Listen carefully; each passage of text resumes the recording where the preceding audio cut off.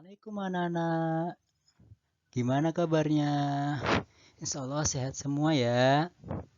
Ya, di sini kita bersama-sama belajar sejarah kebudayaan Islam untuk kelas 4 SDIT Harapan Umat Kalisat. Bersama dengan Ustadz Ibrahim.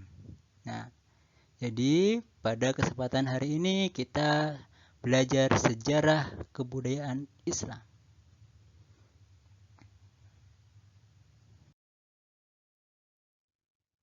Nah, sebelum memulai pembelajaran, Ustadz akan memperkenalkan diri terlebih dahulu.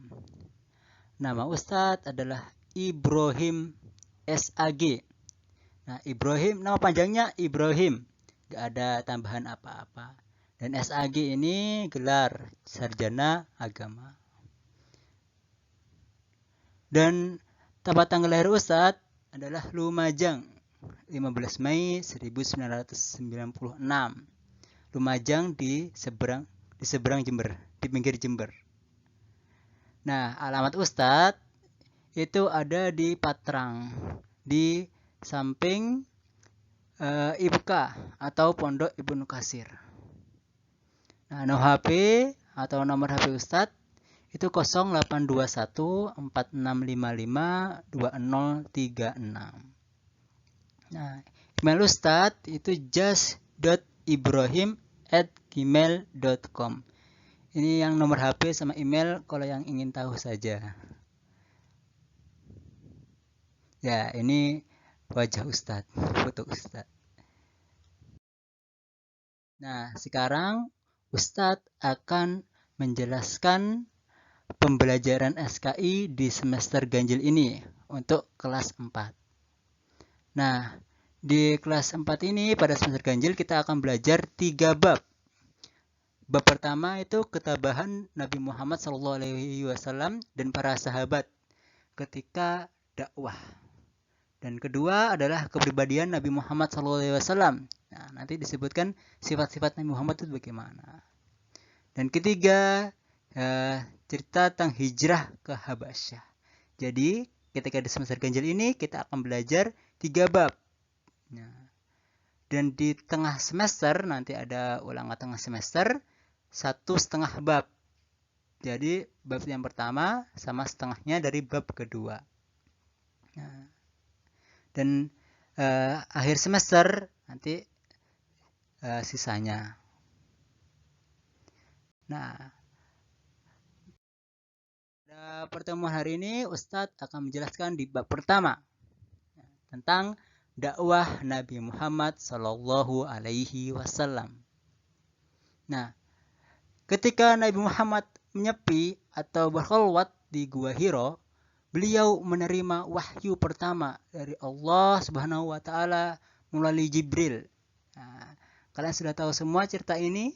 Nah, jadi ketika Nabi Muhammad lagi menyepi atau berdiam di Gua Hiro, beliau didatangi oleh Nabi Jibril yang membawa wahyu dari Allah Subhanahu wa taala. Nah, ketika itu beliau berusia 40 tahun. Nah, setelah beliau mendapatkan wahyu, beliau pulang dan menceritakan kejadian tersebut ke istrinya, Khadijah. Nah, setelah mendengar cerita itu, istrinya mengajak Rasulullah menemui sepupunya yang bernama Waraqah bin Naufal. Nah, Waraqah bin Naufal ini adalah seorang penganut Nasrani yang taat dan sering membaca Injil. Nah, Waraqah ini menyampaikan kepada Nabi Muhammad bahwa itu adalah tanda bahwa beliau adalah nabi terakhir yang diutus oleh Allah Subhanahu wa taala. Nah, setelah itu Rasulullah mulai berdakwah setelah turun wahyu kedua, yaitu surat Al-Muddatsir ayat 1-7. Nah, beliau berdakwah dengan 2 cara, yaitu dengan cara sembunyi-sembunyi dan terang-terangan. Nah, setelah ini Ustadz akan menjelaskan apa dakwah secara sembunyi-sembunyi itu dan apa cara dakwah terang-terangan itu. Berdakwah secara sembunyi-sembunyi. Nah, jadi awal mula Rasulullah berdakwah itu ketika turun wahyu kedua, yaitu surah Al-Mudassir ayat 1 sampai 7. Nah, Rasulullah itu berdakwah di hanya kalangan keluarganya saja secara sembunyi-sembunyi. Tapi nggak ke orang lain. Nah, orang-orang yang pertama kali masuk Islam itu dari kalangan keluarganya dan kerabatnya itu disebut as-sabiqunal awwalun, atau orang-orang yang pertama kali masuk Islam. Nah, ketika waktu itu mereka semua belajar tentang Islam langsung dari Nabi Muhammad SAW di rumah Arqam bin Abil Arqam. Nah, dakwah secara sembunyi-sembunyi ini yang tidak terang-terangan ini berlangsung selama 3 hingga 4 tahun. Lama juga ini secara sembunyi-sembunyinya. Lalu berdakwah secara terang-terangan. Kapan Rasulullah dakwah secara terang-terangan ini? Nah, pada tahun keempat kenabian turun perintah Allah untuk berdakwah secara terang-terangan, yaitu dalam surat Al-Hijr ayat 94. Fasda bima tu'mar wa'rid anil musyrikin, yang artinya maka sampaikanlah olehmu secara terang-terangan segala apa yang diperintahkan kepadamu dan berpalinglah dari orang-orang yang musyrik. Nah, dari turun perintah Allah ini untuk berdakwah secara terang-terangan, Rasulullah mengajak atau mengundang kerabat beliau dan orang-orang terpandang dari kalangan kafir Quraisy dalam jamuan makan.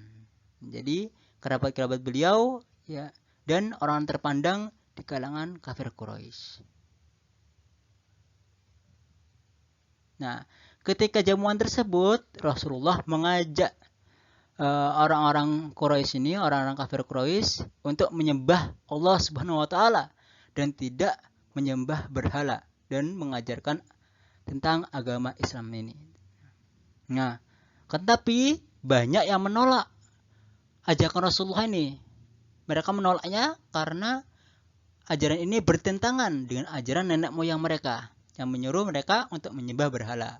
Nah, ada yang menolak secara halus. Jadi dengan perkataan yang halus, dengan cara-cara yang halus. Tetapi ada yang kasar, menghardik atau mengancam seperti paman Nabi, yaitu Abu Lahab.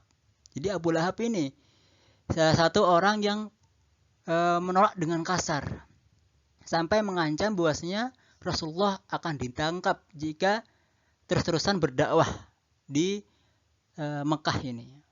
Nah, setelah kejadian ini Rasulullah tetap berdakwah secara terang-terangan di Mekah tersebut.